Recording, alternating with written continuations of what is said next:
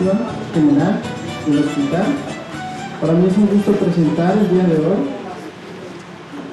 que nos va a dar la plática la doctora María de Lourdes Cortés Esterne, quien es médico especialista en ortopedia y traumatología y actualmente cursa la alta especialidad en cirugía articular. Pero antes de ello va a presentarnos la doctora Lorena Sandra Villegas Salazar, quien es la encargada de la ludoteca del hospital. Una introducción con entre la ludoteca hospitalaria y la escuela, sentido y significado. Por favor, un aplauso para la doctora.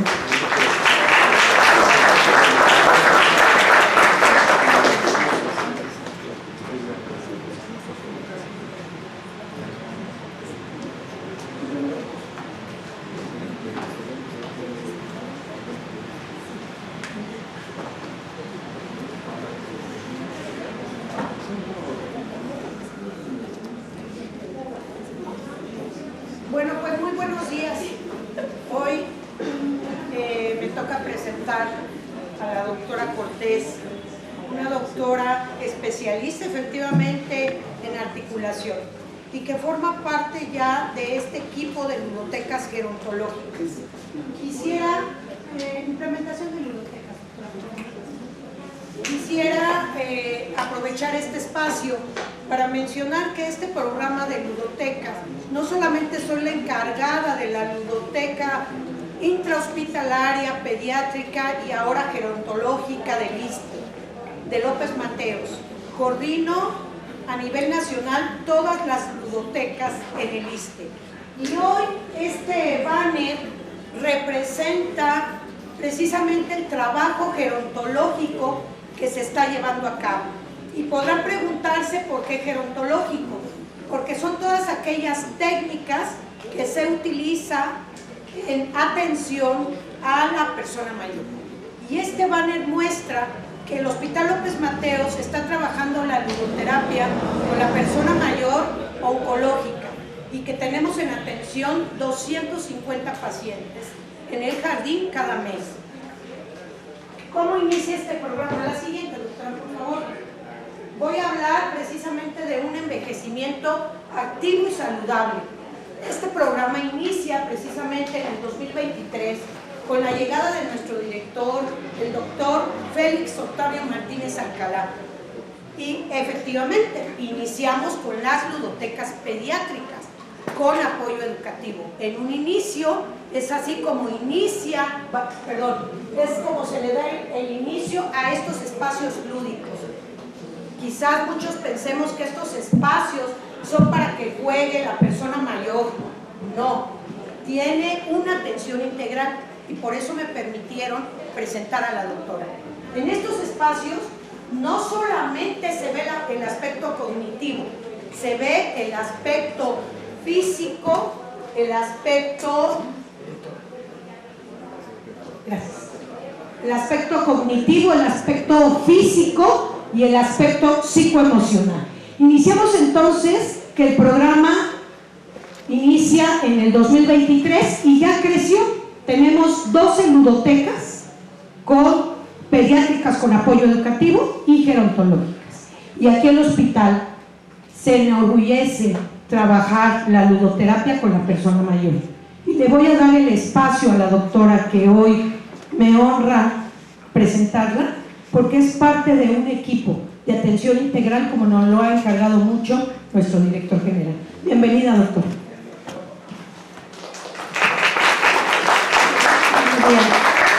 Primero que nada, muchísimas gracias a todos por su asistencia, gracias al Departamento de Enseñanza, a la doctora Villegas, al Servicio de Ortopedia y al doctor Quiñones por la atenta invitación a esta sesión. Bueno, vamos a iniciar con la presentación que les tengo preparada.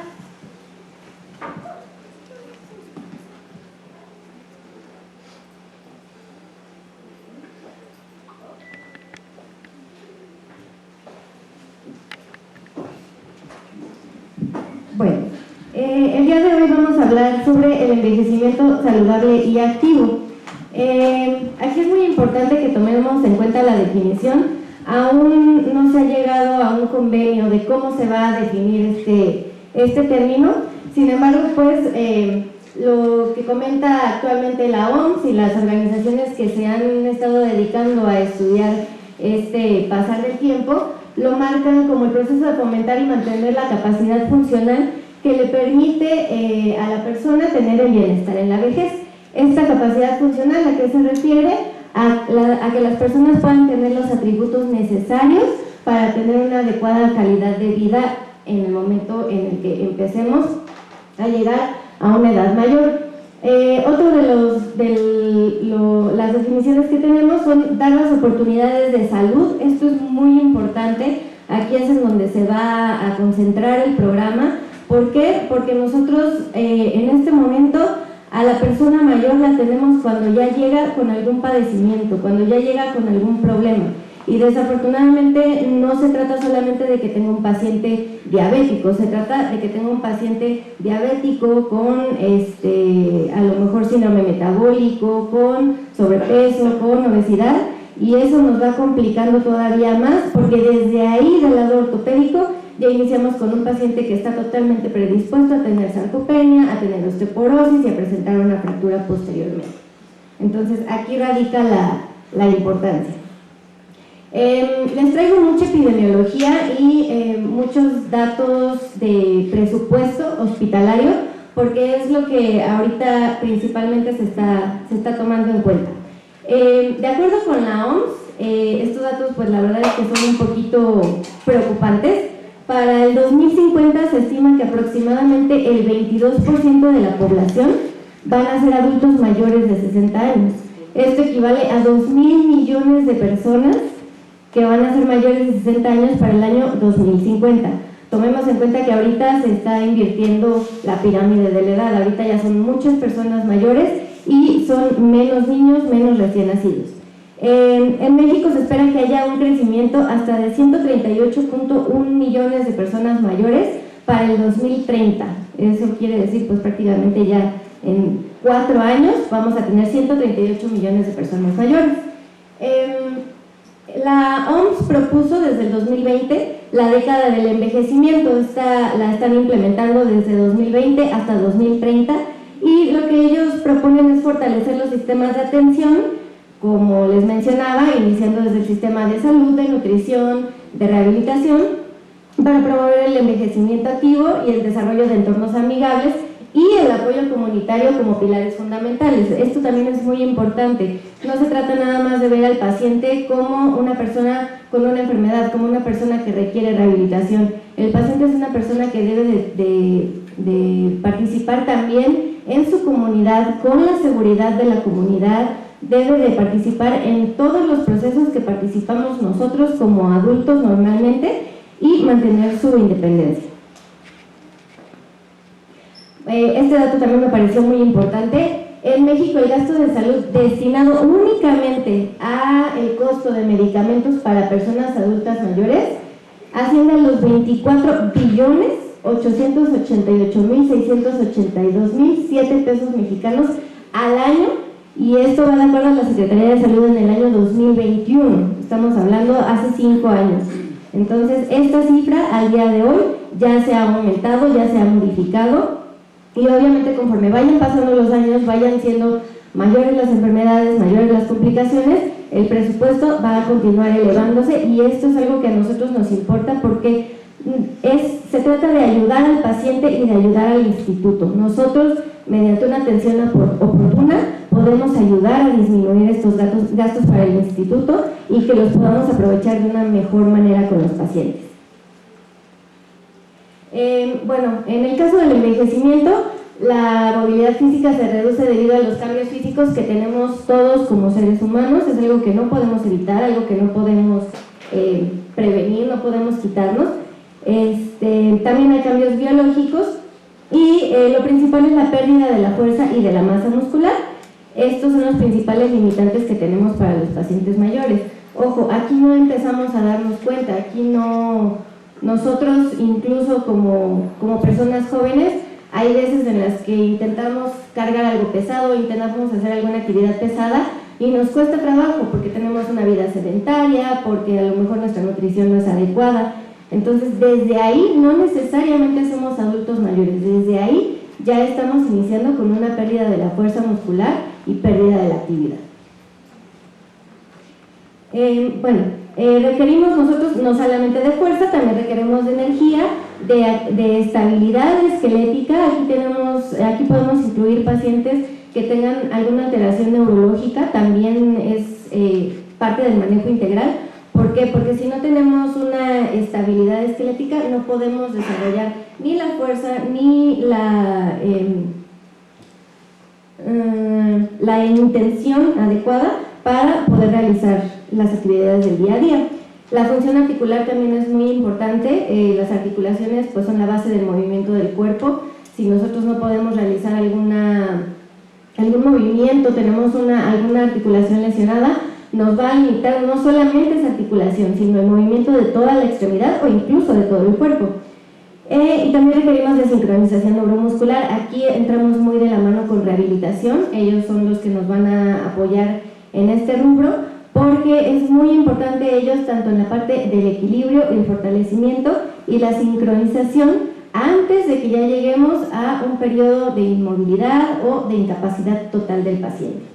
Entonces, bueno, si nosotros no tenemos todos estos factores, el paciente empieza con disminución de la movilidad cada vez mayor. Si esta movilidad ya llega a un punto en la que es incapacitante, el paciente ya va a depender por completo del apoyo de cualquier otra persona, ya sea un cuidador, un familiar, una enfermera. Esto también aumenta mucho los costos tanto hospitalarios como extrahospitalarios, y además es una carga emocional suficientemente fuerte tanto para el paciente como para los familiares del paciente, que también es algo que tenemos que tomar mucho en cuenta. Los familiares de la persona mayor llevan una carga mayor todavía, porque es mucho esfuerzo el estar cuidando y estar pendiente de nuestro familiar. Entonces eso también tenemos que integrarlo dentro de todos los factores. Vamos a hablar de las 3 principales enfermedades que se pueden presentar ortopédicamente hablando, con las que nosotros podemos trabajar, que tenemos mucha oportunidad y que nos ayudarían muchísimo para mejorar la calidad de vida del paciente. La primera de ellas es la sarcopenia. La sarcopenia se refiere a la pérdida progresiva y generalizada de la masa y la fuerza muscular con deterioro en la función física. Es lo que comentábamos. A lo mejor no necesitamos ser adultos de 80 años para ya no tener la fuerza necesaria, a lo mejor para cargar un garrafón, para subir los escalones, para realizar actividades que nos exigen a lo mejor caminar 5 cuadras. Entonces desde ahí ya estamos empezando. No necesitamos ser adultos mayores para presentar sarcopenia, podemos ser jóvenes, podemos ser adultos normales y ya empezar con sarcopenia.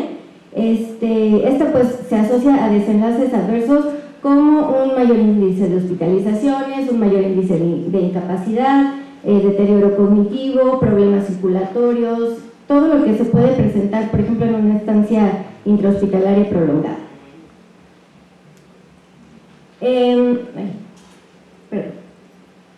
En este caso, bueno, vamos a hablar muy rápido de cómo se da el proceso de la sarcopenia. La tenemos dividida en 3 procesos. La primera son los drivers primarios, en donde hay una inestabilidad genómica, un daño a los telómeros, que sabemos que estos pues, son cosas propias que se presentan en el envejecimiento como tal del ADN, en el deterioro del ADN, alteraciones epigenéticas, pérdida de la proteostasis y inhabilidad de la macrofagia. Esto quiere decir que no se pueden eliminar esas células musculares que ya están teniendo un deterioro, por lo tanto cada vez van siendo más.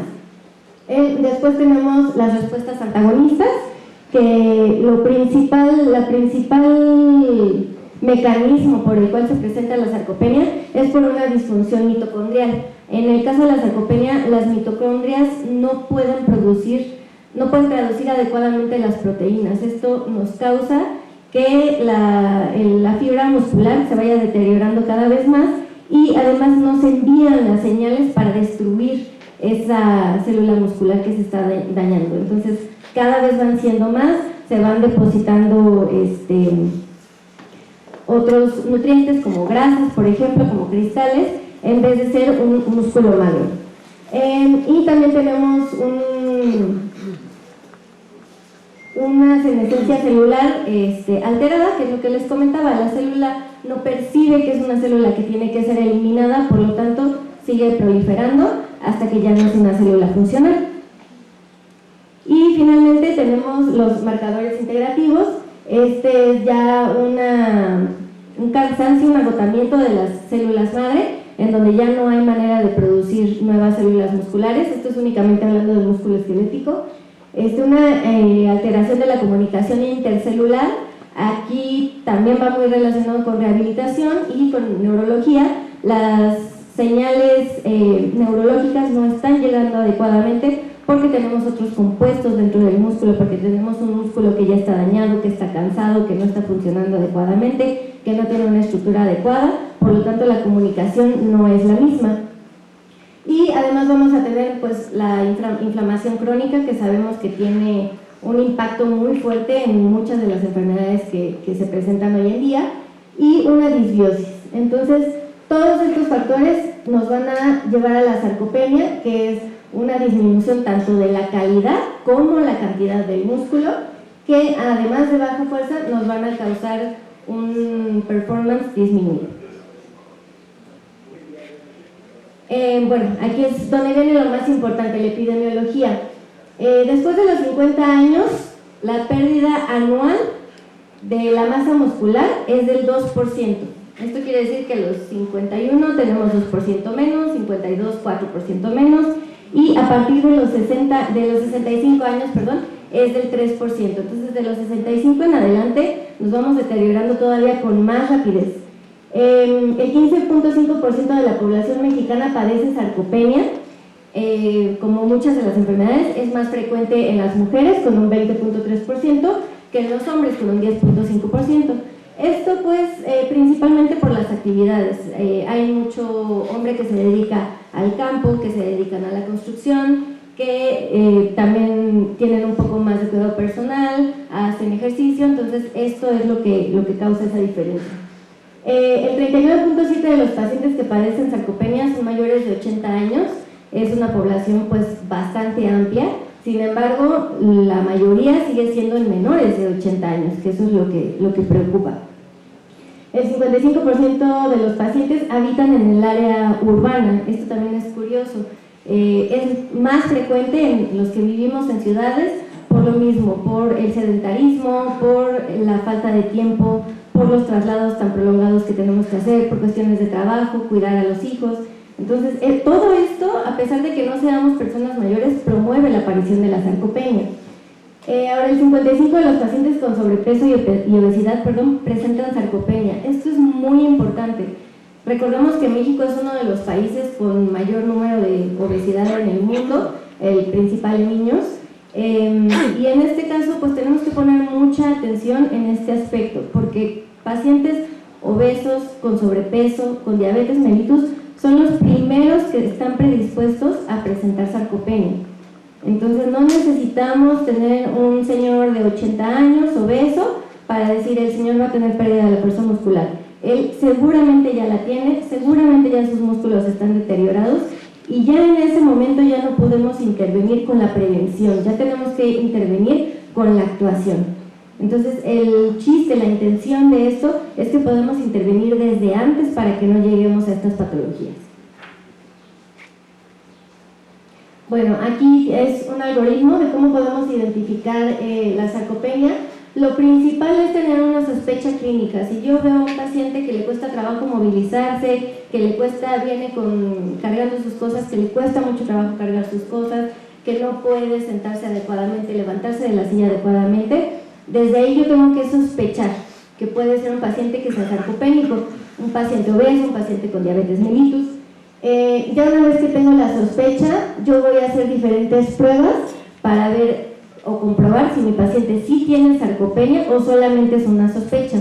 Aquí lo que nos marcan ya los organismos internacionales es, aunque yo tenga una sospecha, yo tengo que actuar, yo tengo que hacer estudios de laboratorio y tengo que iniciar un protocolo para asegurarme que ese paciente, si no tiene sarcopenia ya diagnosticada, no la desarrolle más adelante. ¿Para qué? Para prevenir este deterioro justamente conforme van avanzando los años. Ahora, en el caso de que ya tenga yo una sarcopenia confirmada, tengo que hacer diferentes pruebas para determinar si es una sarcopenia grave, moderada o severa. Esto, pues, son pruebas bastante sencillas. Una de ellas es la prueba de la prensión, se hace con un dinamómetro, con la mano, y es ver cuánta fuerza se tiene, cuántos kilogramos se puede cargar. Tenemos la prueba de levantarse de la silla. Esta prueba se le pide al paciente que con sus brazos cruzados se siente y se levante de la silla cuantas veces pueda en 15 segundos. Lo ideal es que pueda hacerlo al menos 5 veces.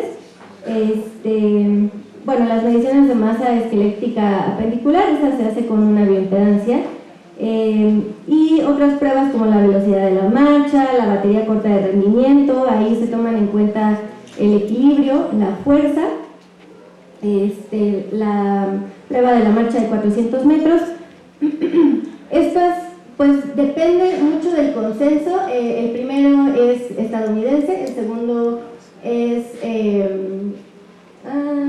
japonés, y el tercero ya fue como un compendio que juntaron todos los aspectos para poder diagnosticar la sarcopenia. Cualquiera que se utilice está bien mientras se tenga el sustento de que se están aplicando esas pruebas. En cuanto al tratamiento, el tratamiento gold standard, lo mejor que podemos tener para tratar y prevenir la sarcopenia es el ejercicio de resistencia dinámica de alta intensidad. ¿Esto quién nos ayuda? Rehabilitación. Es lo primero que tenemos que iniciar con el paciente. Tenemos que enseñarle a tener actividad muscular suficiente para que podamos ayudar al músculo a mejorar su calidad y a aumentar su producción. También nos ayuda mucho, como sabemos, en los viejitos, en las personas mayores, disminuye a veces el consumo de nutrientes. Hay personas mayores que ya consumen muy poquito, que su dieta es muy escasa. Entonces, esto también nos lleva a una malabsorción de nutrientes. Los nutrientes más importantes que participan dentro de la sarcopenia es la vitamina D, que además también sabemos que muchas personas mayores casi no salen a la calle, no tienen acceso a la luz solar. Entonces, esto hace que aún más disminuya la concentración de vitamina D.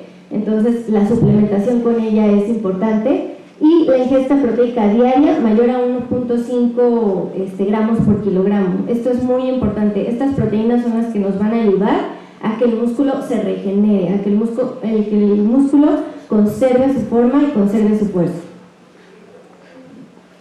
Las complicaciones que podemos tener en un paciente con sarcopenia, principalmente el riesgo de caídas y fracturas, que pues sabemos que esto ya probablemente nos pueda llevar a una incapacidad prolongada e incluso a la muerte. Tenemos deterioro de la capacidad para realizar actividades de la vida diaria, lo que comentábamos en un inicio. Es un paciente que ya no puede ser independiente, ya no puede participar en actividades de su comunidad, ya no puede participar en actividades de seguridad. Entonces, esto nos quita independencia y hace que todavía el síndrome empeore. Bueno, tenemos aumentado también el riesgo de hospitalización y de complicaciones. Las complicaciones que vemos todos los días en el hospital: una úlcera por decúbito, una neumonía adquirida en el hospital. Ahora, otro de los problemas muy importantes que tenemos es la osteoporosis. Aquí es una enfermedad sistémica caracterizada por una disminución tanto de la densidad y de la microarquitectura ósea. Aquí hay un desequilibrio entre el desgaste óseo y la producción ósea. Entonces, se desgasta más de lo que se debe, no se está produciendo lo adecuado y el hueso empieza a tener una alteración en su arquitectura. Las causas, principalmente sabemos en las mujeres posmenopáusicas, es la primera causa, la principal causa, la más frecuente, la disminución de la vitamina D, como se los comentaba, tanto por la producción en la piel, su conversión en la piel, como por la ingesta en la dieta, una menor absorción intestinal de calcio, y esto pues nos genera una retroalimentación positiva. Al no haber calcio, se activa el mecanismo para aumentar el calcio sanguíneo, y ahí es donde empezamos el círculo vicioso.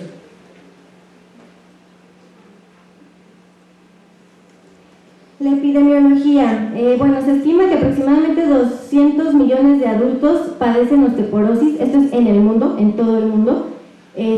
Una de cada 2 mujeres y 1 de cada 5 hombres, entonces sí es muchísimo más frecuente en las mujeres posmenopáusicas. En este caso, de ellos, al menos uno va a sufrir una fractura después de sus 50 años de vida. Esto me pareció muy interesante. Cada 3 segundos se produce una fractura por fragilidad ósea en el mundo. Una fractura por fragilidad nos referimos a una fractura en un paciente que tiene osteoporosis u osteopenia. Las fracturas osteoporóticas más frecuentes son las de cuerpos vertebrales toracolumbares, las del cuello femoral, radiodistal y cuello humeral, que es lo que se ve más frecuentemente en pacientes mayores en todos los hospitales en general. Aquí igual es muy importante, 1 de cada 12 mujeres y 1 de cada 20 hombres sufrirán una fractura de cadera después de los 50 años, con una tasa de mortalidad del 5 al 20%. Es muy alta la tasa de mortalidad en este padecimiento. Es un padecimiento que tiene muchas posibilidades de complicarse, que lo vemos aquí muy frecuentemente en el hospital. Hay muchísimos pacientes que se presentan con este padecimiento. En 2005, estamos hablando hace 20 años, se produjeron más de 29.700 fracturas de cadera por fragilidad en México. Imagínense al día de hoy el número de fracturas de cadera que tenemos en el medio hospitalario. Desafortunadamente no encontré el dato, no existe actualizado, pero bueno, 29.700 son muchísimas. Se espera que para 2050 este número aumente a 156.000 o hasta 227.000 casos por año. Entonces es una parte de la población muy muy grande la que está vulnerable a tener este padecimiento. ¿Cómo podemos diagnosticar la osteoporosis? Con una densitometría, todos lo conocemos. Tomamos en cuenta el índice T. Si es normal, tenemos un índice T mayor o igual a 1. Si tenemos un paciente con osteopenia, menos de -1 o hasta 2.5 desviaciones estándar, y osteoporosis ya es menos de -2.5. Cuando ya tenemos una osteoporosis establecida, ya estamos hablando de un paciente con -2.5 y una fractura ya por fragilidad. Entonces es un paciente que ya se fracturó, ya tengo que darle tratamiento no solo a la osteoporosis, también tengo que darle tratamiento a la fractura y a la recuperación que viene después. El costo únicamente del diagnóstico mediante la densitometría al año por paciente es de 622.518 pesos. También es muchísimo recurso que invierte el instituto en hacer este diagnóstico del paciente, lo cual nos podríamos evitar si tenemos el apoyo de nutrición, si tenemos el apoyo de rehabilitación y si tenemos nosotros como ortopedistas el seguimiento continuo del paciente para evitar llegar a este punto. Tenemos la escala Prax. Esta escala nos ayuda para determinar el porcentaje a 10 años de poder presentar una fractura. Aquí lo que tomamos en cuenta pues son factores como la edad, el sexo, si el paciente tiene alguna comorbilidad, si fuma. Es muy importante, los pacientes fumadores también tienen mucho mayor riesgo tanto de sarcopenia como de osteoporosis, y la cicatrización de una fractura se vuelve muchísimo más complicada. Entonces nosotros debemos de tomar en cuenta cuando tenemos el paciente, debemos de realizar esta escala para ver qué tanto riesgo padece el paciente de poder presentar una fractura acompañada de osteoporosis. Les traje esta tabla, es un estudio que se realizó aquí en México. Ellos calcularon el costo-beneficio, costo-efectividad de los tratamientos más utilizados que están disponibles en los hospitales. Lo que encontraron fue que el alendronato, 10 miligramos vía oral durante un año, tiene un costo por paciente, un costo individual de 188.482 pesos y una efectividad del 55%, que pues es bastante buena. En cuanto al ácido solendrónico de 5 miligramos intravenoso, también durante un año, aquí el precio se dispara bastante, es de 377.291 y su efectividad es menor, es del 41%, entonces hasta ahorita por costo-efectividad tiene mucho más ventaja el alendronato, y el denosumab de 60 miligramos subcutáneo, este únicamente lo consideraron a 6 meses. El costo por 6 meses de tratamiento es de 725.625 por paciente y únicamente tiene una efectividad del 40%. Entonces, por eso es que se le da preferencia al tratamiento con alendronato. De todas maneras, el costo es muy elevado y es un costo que podríamos prevenir con una adecuada alimentación, con una adecuada suplementación, haciendo ejercicio. Las complicaciones de la osteoporosis. 40% de los pacientes que tienen una fractura van a requerir de hospitalización, y de estos pacientes el 90% de ellos van a presentar una fractura de cadera. Es lo que les comentaba, los pacientes que presentan fractura de cadera es un índice muy alto. El 15% va a tener una o más nuevas fracturas durante el año siguiente si no se le da el tratamiento adecuado a la osteoporosis, si no se le da el manejo interdisciplinario que requiere. De estos pacientes que van a estar hospitalizados, el 19% va a sufrir una úlcera de decúbito en los 3 años subsiguientes a la fractura. Aquí ya tenemos todavía otra complicación, aquí ya debemos de apoyarnos de clínica de heridas, tenemos que estar muy pendientes que no haya una infección, que estar haciendo curaciones, que estar con parches coloides. Entonces, aquí en el caso de estos pacientes, el gasto aumenta todavía más. Estos son factores que no se toman en cuenta en las estadísticas que yo les estoy comentando, únicamente se toman en cuenta insumos, horas de quirófano, medicamentos, pero ya los factores de las complicaciones no se están tabulando para que veamos el grado de presupuesto que es el que se está destinando a estos pacientes. Una de cada 5 pacientes falleció en el año siguiente, lo que les comentaba, a la fractura, y el 30% de los que presentaron fractura de cadera fallecieron al año siguiente. Entonces son cifras muy elevadas que, volvemos a lo mismo, se pueden evitar. Esto también me parece muy interesante, la estancia intrahospitalaria. La fractura de cadera es una urgencia ortopédica. Debe de tratarse preferentemente el primer día en el que se presenta, segundo día, tercer día en un paciente inestable.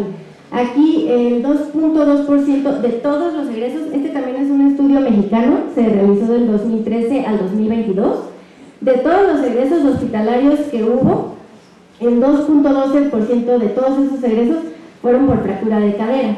En total fueron 230.160 pacientes. Es muchísimo. El 69.2% de los egresos fueron mujeres. Es más frecuente la fractura de cadera en mujeres porque hay más osteoporosis, hay mayor fragilidad. El 48.5% fueron atendidos en menos de 7 días. Esto, pues, aunque es un buen número, no es el ideal. Debería de ser todavía mucho menos, deberían de ser 2-3 días. El 35.7%, esta fue una cifra que la verdad ya pues llama un poco la atención, es un poco rojo. 35.7% fueron atendidos en 8 a 14 días. Las complicaciones que se pueden presentar en 14 días estando hospitalizados son muy altas, muy altas. Tenemos un paciente con una fractura de cadera que si nosotros lo retenemos por todo este tiempo, posiblemente pueda presentar incluso la muerte por estar esperando su procedimiento. Entonces aquí es en donde nosotros tenemos que dar prioridad a estos pacientes, no solo por el hecho de que son personas mayores, sino porque puede haber muchas complicaciones, porque el costo hospitalario se eleva muchísimo, porque el desgaste en la familia también es muy grande, el costo para la familia también es muy grande. Entonces esto es en lo que nosotros tenemos que poner más atención. Bueno, el 30% de los pacientes con fractura de cadera recuperan su independencia por completo. Es una cifra muy baja, debería de ser todavía mayor. El 40% va a requerir algún tipo de apoyo como bastón, andadera, a lo mejor por la inestabilidad necesitan que alguien los venga acompañando siempre. El 12% va a limitar sus actividades, esto quiere decir no subo las escaleras de mi casa, no puedo ir a la tienda, no me subo al coche con mis hijos, y de ellos el 8% va a ser totalmente dependiente. 8% de las personas que presentan una fractura de cadera van a ser totalmente independientes, incluso después de haber sido operados. Siguen siendo cifras muy elevadas y esto se puede evitar. Nosotros nos apoyamos de rehabilitación, que es lo principal que nos ayuda después de una fractura de cadera, la rehabilitación constante, el fortalecimiento, recuperación del equilibrio, de la marcha, y nosotros podemos lograr que esa cifra del 8% baje muchísimo, que disminuya mucho y el paciente continúe con su calidad y su cantidad de vida. Bueno, en 2010, hace 15 años, el costo por fractura por fragilidad en México fue de $256 millones. Se estima que para el 2015 ascendió a 305 y en 2020, hace 6 años, a 364. Entonces, aproximadamente este año, en los años siguientes, se estén gastando 410 millones. Es una cantidad exorbitante. El costo de una fractura de cadera, es lo que les comentaba, incluyendo el manejo de urgencias, la hospitalización y la rehabilitación por un año, es de 8.686.829 pesos por paciente. El costo es altísimo, es algo que nosotros por fuera, nosotros personalmente no podríamos cubrir. Este costo lo está cubriendo el instituto, lo está cubriendo con todo lo que les comento. Sin embargo, si el paciente no tiene una rehabilitación adecuada, si la cirugía no es exitosa, aunque se inviertan esos 8 millones, el paciente no va a tener su calidad de vida adecuada, no se va a poder reintegrar a sus actividades, no va a poder ser independiente. Entonces, esto es donde tenemos que poner atención. Bueno, el costo de manejo quirúrgico de una fractura de radio distal, este es mucho menor, 2.319.011 pesos, y de columna 11.348.379.000 pesos. Esto en el caso de pacientes de columna que se someten a un procedimiento quirúrgico. Las fracturas de columna en pacientes con osteoporosis, que son por fragilidad, en algunos casos, en la mayoría de los casos, no requieren tratamiento quirúrgico, se les da únicamente tratamiento con un corset, con apoyo de un corset. Por lo tanto, el costo pues se reduce bastante. Sin embargo, de todas maneras necesitamos la rehabilitación, necesitamos el fortalecimiento muscular, necesitamos continuar estimulando el equilibrio. No nada más es ponerle el corset al paciente y listo, ya disminuye el costo. Bueno, y el último padecimiento que también es muy importante en el caso de los adultos mayores, las personas mayores, es la artrosis. La artrosis es una degeneración progresiva del cartílago articular, en donde va a haber una proliferación osteocartilaginosa subcondral y de los márgenes articulares. En este caso, pues los pacientes, ¿qué es lo que van a presentar? Tienen dolor, tienen limitación del movimiento, pueden tener inflamación en la articulación. En algunos casos los pacientes sienten ellos mismos, me levanto o voy subiendo los escalones y me truena la rodilla, se me bloquea la rodilla, y pues para varios es bastante molesto. Los factores de riesgo, aquí sí influyen bastante los factores de riesgo, principalmente son genéticos, la edad, el género. En las mujeres también estamos más predispuestas a tener artrosis. Por artrosis me refiero en general a artrosis de columna vertebral, hombro, codo, rodilla, cadera. No solamente estamos hablando de rodilla y cadera, son los predominantes, pero podemos presentar artrosis en cualquier lugar. También es muy frecuente la artrosis cervical en las personas mayores, que también genera mucha molestia, genera mucha incapacidad por las alteraciones sensitivas. Y si además le agregamos que el paciente puede tener una comorbilidad como diabetes mellitus, pues entonces la alteración sensitiva ya es mayor. Si no está controlado, va a estar destinado a una incapacidad. Los factores nutricionales también son muy importantes, la densidad mineral ósea, las comorbilidades que tenga el paciente, las ocupacionales. No es lo mismo un paciente que, por ejemplo, un enfermero que está cargando pacientes, que está movilizando gente, a una persona que está en la oficina todo el día. Al no hacer el esfuerzo, pues es menor el riesgo de presentar artrosis. Los eventos traumáticos también, si en algún momento hubo una fractura articular, a pesar de que se le haya dado un tratamiento adecuado, puede desarrollarse una artrosis temprana. La fuerza muscular, la alineación articular y si hay una discrepancia en la longitud de las extremidades. Bueno, en este caso sabemos que el cartílago articular está compuesto de colágeno tipo 2, ácido hialurónico, agrecano y proteoglicanos que están altamente hidratados. Otro factor muy importante en las personas mayores, nosotros tendemos a deshidratarnos, por eso vamos perdiendo estatura, los discos intervertebrales van perdiendo su altura por una deshidratación que es normal, es parte del paso del tiempo, es algo que no podemos evitar. Como este cartílago no tiene una red vascular robusta, va a depender de un proceso de difusión para obtener sus nutrientes. Entonces, si tenemos un paciente fumador, por ejemplo, deshidratado, pues estos nutrientes no van a llegar, no van a alcanzar a nutrir el cartílago adecuadamente para que se retrase la presencia de la artrosis. Bueno, se va a experimentar una degradación gradual, no es que hoy empiece ya con artrosis, ya tengo dolor, ya no tengo cartílago, es gradual. Y primero se inicia un proceso de calcificación que va afectando desde las capas más superficiales a las capas más profundas. Ahí es cuando ya el paciente nos empieza a comentar, es que siento que me truena, siento que algo se mueve por dentro. Aquí se están haciendo depósitos minerales que después, creo que no les tengo la escala, pero son osteofitos que nos empiezan a limitar la movilidad de la articulación y que pueden llegar a generar mucha molestia. La epidemiología, tristemente, es una de las condiciones médicas más comunes y más incapacitantes. Es la principal causa de incapacidad en el caso de las personas mayores.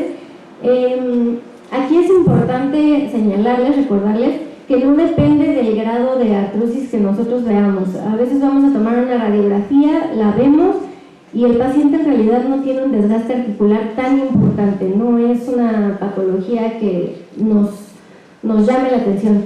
Sin embargo, el paciente puede presentar mucho dolor, entonces nosotros tenemos que actuar conforme al grado de dolor que nos está refiriendo el paciente y está presentando el paciente, no tanto a lo que yo estoy viendo en la radiografía. Al día de hoy hay 590 millones de personas en México diagnosticadas con artrosis de cualquier articulación. También es muy frecuente en las manos la artrosis y también es muy incapacitante. El 73% de los pacientes que padecen artrosis son mayores de 55 años y el 60% desafortunadamente son mujeres. La articulación, como les decía, que principalmente se afecta es la rodilla, con una prevalencia de 365 millones de personas en México, seguida de las articulaciones de la mano y la cadera, lo que les comentaba, en mano también es muy frecuente. La artrosis de rodilla predomina en el sexo femenino con un 11.7% y en el masculino con un 8.7%. Entonces aquí ya no es tanta la diferencia como lo veíamos en la osteoporosis, pero de todas maneras pues son cifras importantes.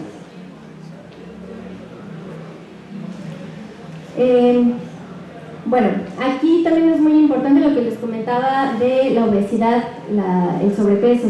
La proporción de osteoartrosis de inicio temprano que se le puede atribuir a un sobrepeso o a una obesidad es del 9.4%. Esto era en 1990. En 1990 nuestro índice de obesidad era mucho más bajo que el día de hoy.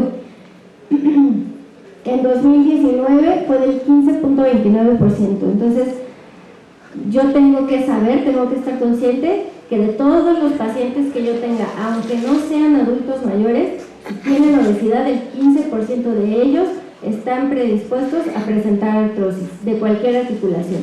Ahora, principalmente si son adultos mayores, esto todavía aumenta más el riesgo. Es muy importante comentarle al paciente, a veces los pacientes se molestan, se enojan. Aquí es donde entra mucho el apoyo con nutrición, no nada más con rehabilitación. Que la pérdida del 1% del peso mejora significativamente la sintomatología del paciente. Que el paciente pierda 2 kilos y medio, puede incluso llegar a quitarle el dolor. Entonces, nutrición es tan importante como nosotros en el manejo de estos pacientes. Bueno, también el 7.5% de los pacientes padecen diabetes mellitus. Esto también es importante, va muy relacionado. Hay que ponerle mucha atención a estos pacientes porque se agrega además la polineuropatía, que también nos puede predisponer a una caída, a una fractura o alguna otra complicación. Esto es lo que les comentaba de la escala de artrosis. Generalmente únicamente se utiliza en ortopedia. Nosotros la dividimos en normal, leve y moderada y severa. Sin embargo, lo principal es hacerle caso al paciente. ¿Qué tanto dolor siente el paciente independientemente de lo que yo esté encontrando en la radiografía? Y bueno, esto es muy importante. En el caso de ya un paciente con diagnóstico de artrosis, ¿qué es lo primero que tengo que hacer yo? Educarlo. Nosotros lo que queremos es intentar no llegar al tratamiento quirúrgico. No quiero llegar a ponerle una prótesis de rodilla, ni de cadera, ni de metacarpiano, nada. Nosotros lo que queremos hacer es darle educación al paciente. Educación en cuanto a que necesita mejorar su dieta, necesita hacer ejercicio, necesita mantenerse activo, necesita fortalecer sus músculos, necesito que utilice compresas frías, compresas calientes, que haga estos ejercicios de fortalecimiento. Esa es la educación que yo le voy a dar a mi paciente. Si mi paciente es obeso, necesito que baje de peso y eso le va a ayudar con su dolor y con la progresión de la enfermedad. Si el paciente es diabético, necesito tenerlo controlado, lo voy a mandar con nutrición, con endocrinología, para que usted esté controlado y eso evite la progresión de su enfermedad o la complique todavía más. Vamos a necesitar también la descarga articular. La pérdida de peso es la principal manera que tenemos, o el cambio de actividad. En el caso de un paciente que hace actividad muy exigente, que carga mucho peso, pedirle que es necesario que haga un cambio para que ya no esté sometiendo a sus articulaciones a esta carga tan importante. La protección articular y el ejercicio. Esos son los pilares del tratamiento, de la prevención de la artrosis. Antes de que nosotros lleguemos a un paciente que ya tiene dolor, que ya está parcialmente incapacitado, que ya necesita de medicamentos, ya necesita de otras intervenciones o incluso de una prótesis. Para esto pues tenemos la termoterapia, la fitoterapia, el uso de ultrasonidos, la acupuntura. Por ejemplo, en el 20 de noviembre tenemos disponible el tratamiento con acupuntura. Se ha demostrado que tiene muchos beneficios. Y bueno, ya que tenemos un paciente ya con artrosis establecida, tenemos los tratamientos sintomáticos y los modificadores del curso de la enfermedad.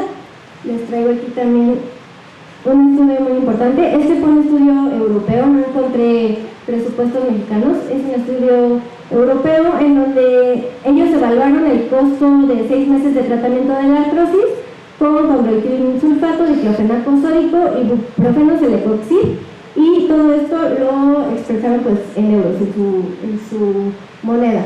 Entonces, bueno, como podemos ver, no sé si alcanzan a ver bien los números, pero en el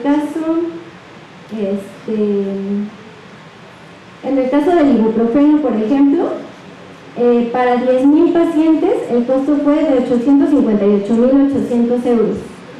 El euro ahorita lo estamos calculando más o menos a 20 pesos mexicanos, 18 pesos mexicanos, entonces la conversión es altísima. En el caso de celecoxib, igual, en una población de 10.000 pacientes, 858.800 pesos. Entonces,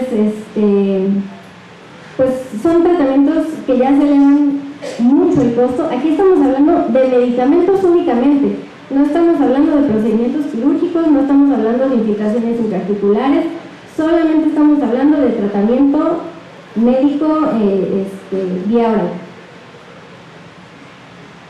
Ahora, igual, este es un estudio también español que realizaron el costo promedio anual en euros para, ahora sí, integral. Lo que es medicina familiar, pruebas de imagen, de laboratorio, electrodiagnóstico, el costo ortopédico, la hospitalización, la terapia física, quirófano, nutrición, valoración prequirúrgica y medicamentos. Este es un estudio muy completo, sin embargo, lo que les comentaba hace rato, no contempla el costo de las complicaciones.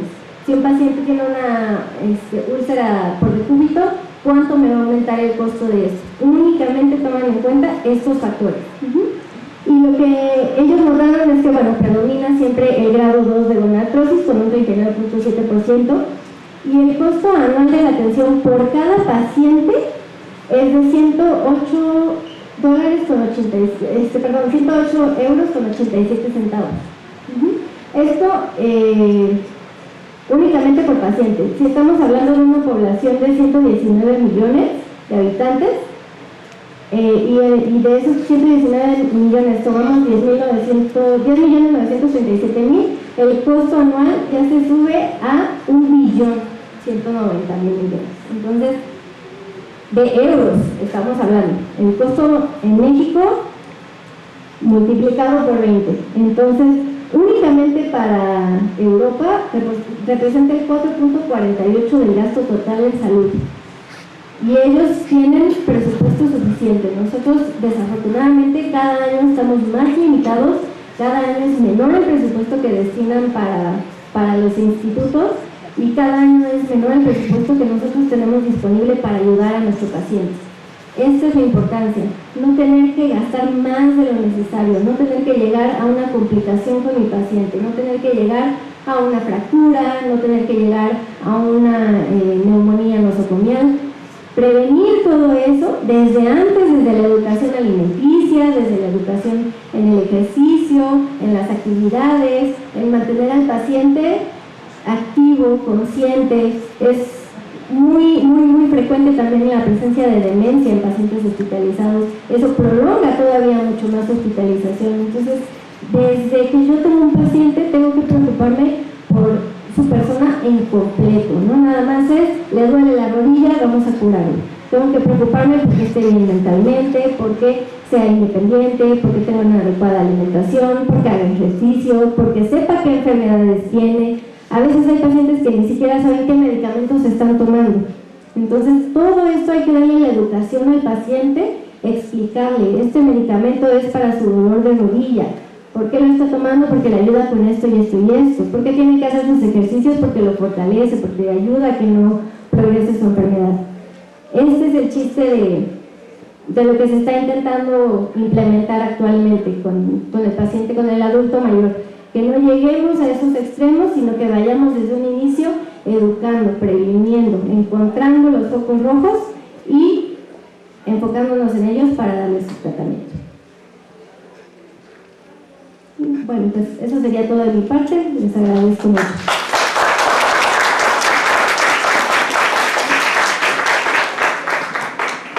Muchas gracias, doctora, por su conversación. Es un tema en boga, ¿no? La sarcopenia ahorita es un tema que por cierto me gustó mucho, pero es la punta del iceberg. Como usted mismo lo dijo, hay una serie de eventos que desencadenan en la sarcopenia. Por eso, nosotros en medicina interna lo vemos también en segundo nivel, cuando desafortunadamente los expertos en sarcopenia, los expertos en este tipo, es la prevención, es primer nivel, ellos deberían de ser los expertos. Casi la mayoría de los tratamientos para la sarcopenia y la osteoporosis ya entran como profilaxis secundarias, cuando debería ser como primaria, ¿sí? Es lo que veo, por ejemplo, más que la sarcopenia, hablando estrictamente de la masa muscular, nos importa más la dinapenia, ¿no? Que tanto en la prueba de presión, que tanto funciona esta capacidad muscular, incluso hasta por disminución de 5 kilos aumenta 20% de la mortalidad de cualquier causa. Entonces hay que atacarla por varios ejes y mucha capacitación de estudiantes que van a trabajar en primer nivel para evitar tanto gasto como usted lo dijo, ¿no? Y ahorita se va a presentar mucha sarcopenia por los nuevos GLP-1, que es la principal complicación, que ya todo el mundo está utilizando GLP-1, que son maravillosos y nada que criticarles, pero generalmente los pacientes que toman GLP-1 no están impuestos a hacer ejercicio. Entonces solo bajan grasa y bajan tejido muscular y van a presentarse todo este tipo de complicaciones mayormente, ¿no? Bueno, ¿alguien que guste participar con algún comentario u opinión? Sí. Yo nada más agradecer este tipo de pláticas, porque la verdad, qué bonita plática, pero me gustaría que no nada más para personal médico, que este tipo de pláticas las ampliaran para nosotros, para los clientes, para la población en general, porque la verdad nos necesitan educar. Muchas gracias por este tipo de pláticas y ojalá puedan ampliarlas para toda la gente. Muchas gracias, claro que sí. ¿Algo más?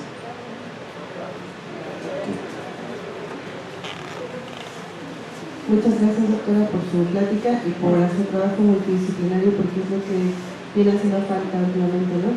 Yo soy de rehabilitación y básicamente mi tesis fue dedicada a la sarcopenia, entonces es un tema que me apasiona mucho y es un tema que desde hace 10 años lleva estudiándose en México y finalmente no llegamos a nada, ¿no? Incluso la alimentación también hace una gran diferencia, porque en algunos de los pocos estudios que hay en México verificaron, por ejemplo, si algún otro factor socioeconómico intervenía en la predisposición a la sarcopenia. Por ejemplo, se encontró que toda la población que estudian las poblaciones Coyoacán, fue por evaluación Coyoacán y Xochimilco, se encontró que en Coyoacán la sarcopenia correspondía conforme a lo reportado mundialmente, y en Xochimilco empezaba desde los 55 años, y esto se atribuía probablemente al tipo de aporte nutricional que se tenía, ¿no? Y las estrategias, desgraciadamente, pues las tenemos que adaptar a la población, porque pues, ¿cómo decirlo? Poder recuperar una sarcopenia toda vez que ya está desencadenada es más difícil por todos los factores que están en contra. Entonces sí es importante, pues, hacer este énfasis de la prevención. Desgraciadamente, dadas las circunstancias de nuestro sistema de salud, es muy difícil que en un primer nivel lo vayan a hacer. En 15 minutos pues, no van a lograr hacer prevención de nada, porque además aquí la medicina es muy paternalista aún, no le hemos dado la responsabilidad que le corresponde al paciente, que es parte importante, por ejemplo, de cambiar la visión, ¿no? Te doy lo que te corresponde a ti para tu mejora, porque no todo puede depender del médico, es imposible. Entonces, de verdad, que haya tocado estos temas desde su punto de vista, porque usted lo vive también con sus pacientes, y que podamos cada día discutir más lo del trabajo multidisciplinario, me parece una maravillosa idea, y que eso sí nos puede ayudar a disminuir los costos al final. Gracias. Gracias, doctora.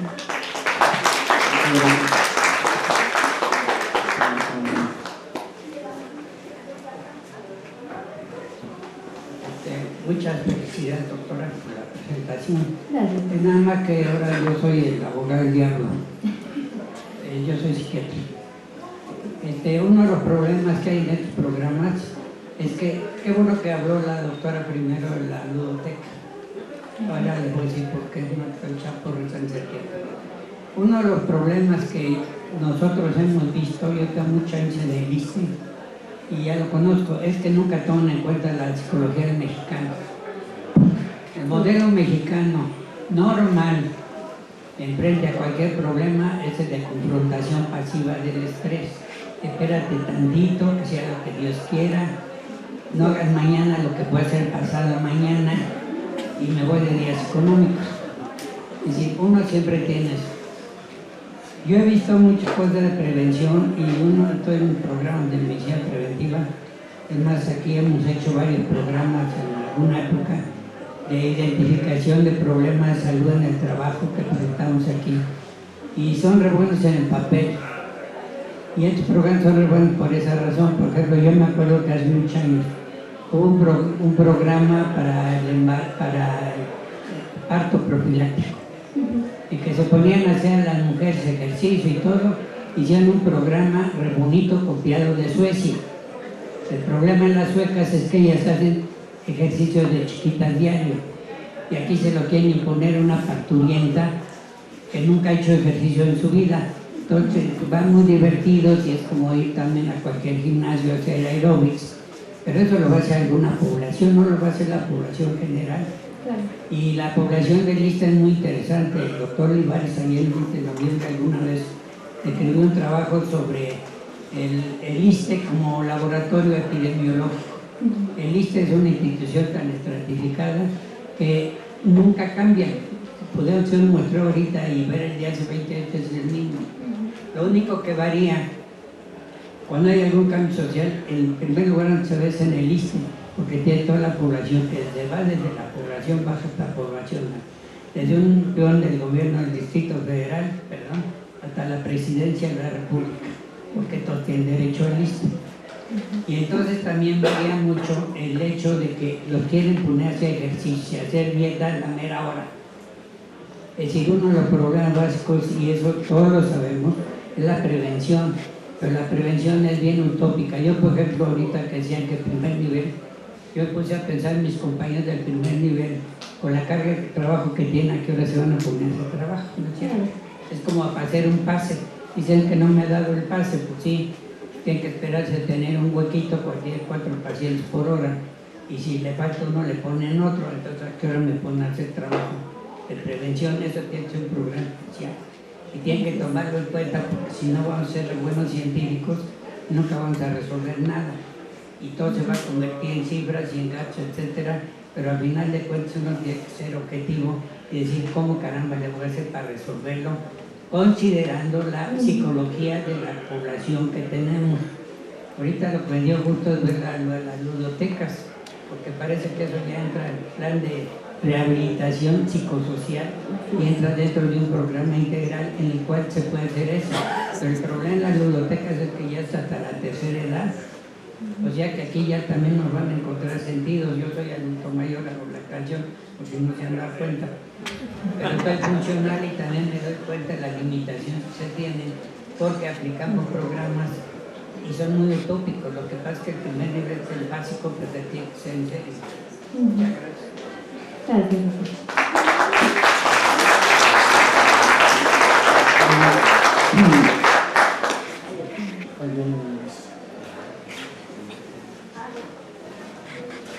Yo tengo una pregunta. Bueno, antes que todo, felicitarla por su ponencia, ¿no? Gracias. Bueno, habla de algo que es muy importante, que viene siendo la prevención, pero como lo sabemos en México, el estilo de vida de muchas de las personas, pues como que los limita hasta cierto punto a que llegan a tener algún tipo de acceso a este tipo de educación y prevención, ¿no?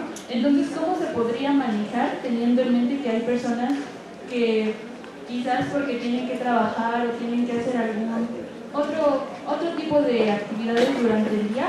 ¿Cómo se les podría acercar para que pues puedan manejar un tipo de prevención para su salud? Bueno, aquí lo que comentaba la doctora de rehabilitación es algo muy importante. Tenemos también nosotros que responsabilizar al paciente. El paciente tiene que estar consciente de su salud. Yo como médico le puedo dar las recomendaciones, le puedo explicar, le puedo decir cuáles van a ser las consecuencias, pero si él no está consciente y no lo entiende, y yo entiendo el punto del doctor, es muy difícil en 15 minutos explicarle a un paciente todo lo que le puede pasar si es obeso o si tiene diabetes. Pero ellos tienen que estar conscientes del daño que le están haciendo a su salud. Ellos tienen que buscar la manera de que sea fácil integrar dentro de su rutina o de su estado socioeconómico, porque también sabemos que es un factor que nos afecta muchísimo, ¿no? Hay mucha gente que no puede bajar de peso porque es que, por ejemplo, en Oaxaca, no tenemos agua, tenemos coca. Entonces, ¿cómo bajamos de peso? Ok, sí, pero el paciente tiene que estar consciente de eso. Ok, a lo mejor vas a tomar Coca-Cola todos los días, pero puedes caminar 15 minutos, puedes hacer ejercicio aeróbico 15 minutos, puedes a lo mejor no comerte un pan y comerte una fruta. Entonces hay que darle esas opciones. Sí entiendo que el contexto socioeconómico del mexicano en general es muy difícil, que somos de idea de ya me pasó, pues bueno, mañana me preocupo. Pero el chiste es que empecemos a educar al paciente. Por eso la importancia de las ludotecas, la educación del paciente. El paciente tiene que entender sus padecimientos, tiene que entender sus medicamentos, tiene que entender las posibles complicaciones, porque muchas veces son pacientes que no tienen idea. ¿Cuántos pacientes no hemos visto con diabetes? Tienen su neuropatía, su pie diabético, llegan y en el momento en el que les decimos es que se tiene que hacer una amputación, el paciente dice, ¿pero por qué? Si yo nada más vengo a que me curen, ¿no? Entonces, muchas veces la gente no se da cuenta, las personas no se dan cuenta de hasta dónde llega su padecimiento, de qué tanta es la gravedad de su padecimiento. Eso es lo que tenemos que empezar. Es un trabajo que viene desde muy, muy abajo, desde nosotros como médicos empezar a entender esa educación con el paciente, como los pacientes entender la educación que le estamos dando por bienestar de ellos, más que nada. Aquí les hablo de cifras, pero lo importante no son las cifras para el instituto, lo importante es el bienestar del paciente, que no se lleguen a estas enfermedades ya tan graves. Bueno, muchas gracias. La Coordinación de Enseñanza e Investigación le brinda el reconocimiento a la doctora María Lourdes Cortés Estela por su ponencia Envejecimiento Exitoso y Saludable. Le damos un aplauso. Bueno, y muchas gracias por acompañarnos a todos. Nos vemos el siguiente jueves.